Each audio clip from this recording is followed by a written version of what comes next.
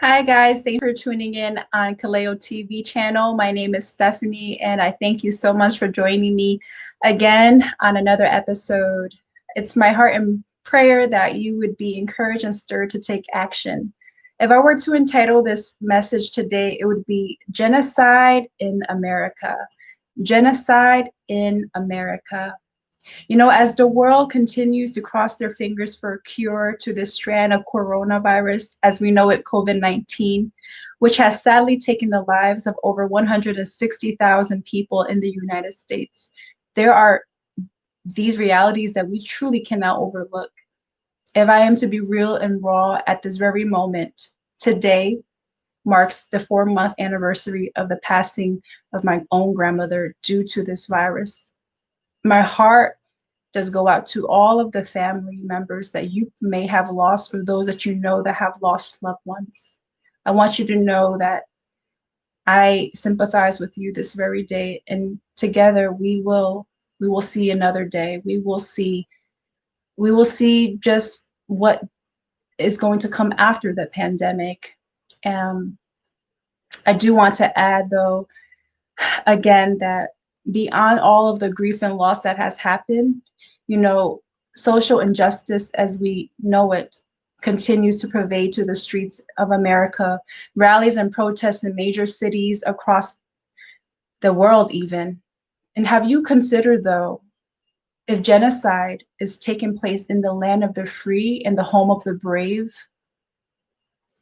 This word was brought to my attention. It's heavy duty, and it's not really spoken about in our day-to-day conversations, right? Yet it holds weight already in third world countries.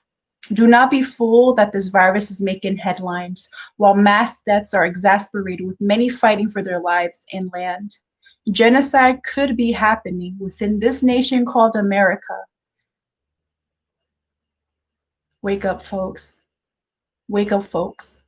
The Lord did highlight to me various countries still operating secretly and committing these heinous acts of evil, even just convincing little children at an early age. They're trained in war not only to defend themselves, but perhaps it's their way of life and they have no other option but to do this as a protective barrier for those closest to them. Genocide, listen closely now. Genocide, according to the UN Convention on the Prevention and Punishment of the Crime of Genocide, 1948, Article 2 states the following: genocide is defined as any of the following acts committed with intent to destroy, in whole or in part, a national, ethnic, racial, or religious group, killing members of the group, causing serious bodily or mental harm to members of the group, deliberately inflicting on the group conditions of life calculated to bring about its physical destruction, in whole or in part, imposing measures intended to prevent births within the group, forcibly transferring children of the group to another group. Guys, again, I say, wake up. Hello, where are you? Wake up. This is happening around the world. We hear about it, at least in past, but maybe it's in our very land that we're living in. I do not dare exclude the US. You read in between the lines. What's the social media's agenda? How much brutality can our eyes contain until we are sick in our stomach? How many innocent young lives and murderous acts are taking place in broad daylight? At the stake of power, greed, control is death of one group and dictatorship of another. There needs to be implementation and intervention from around the globe to take action to uproot and eliminate this evil from another vicious cycle. Who's to blame for this mass pandemonium? What's the people's response? When I think about genocide, I also think about the people of color. This is happening within our Black communities across America and around the world and as beginning to make a sound for justice and reform. There, in the genocide of our colored brothers and sisters, is hidden a deep-seated antichrist agenda that has destroyed many lives, innocent lives. It has brought division within society, within homes, and permeated through social media of falsified information, and further suppressed this group.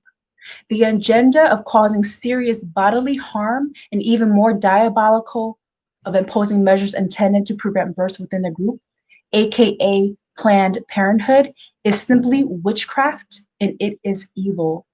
This is the truth, and Satan is by any means attempting to eradicate the Black race from the face of the earth.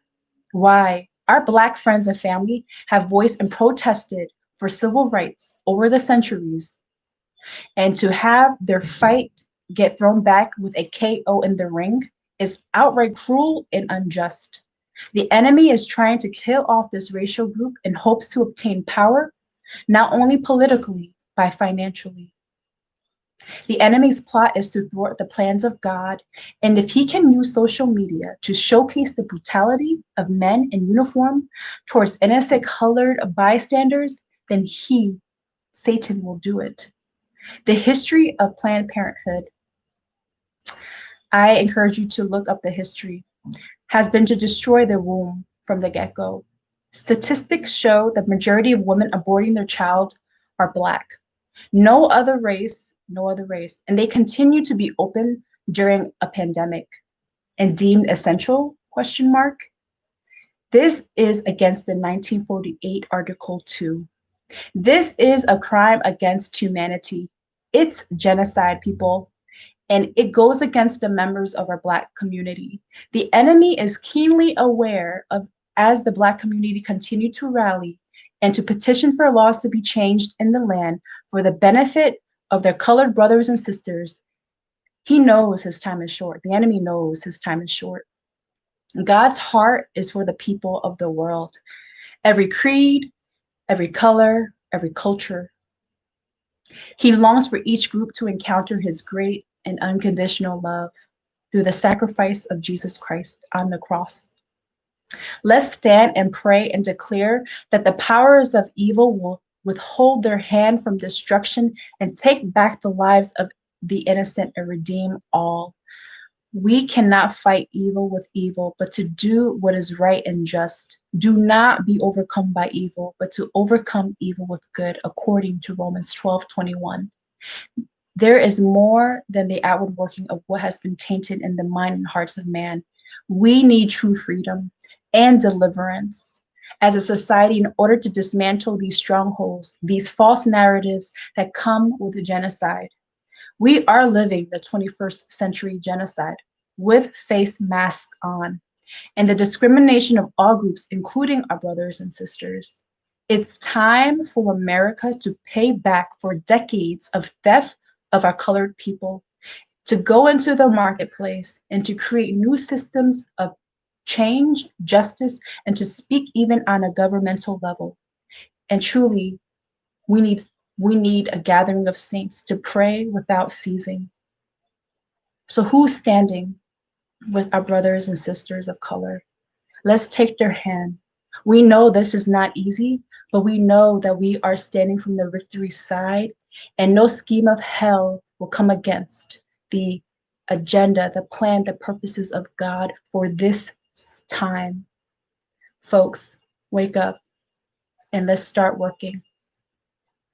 God bless you all, and I hope that you do stay tuned for the next episode.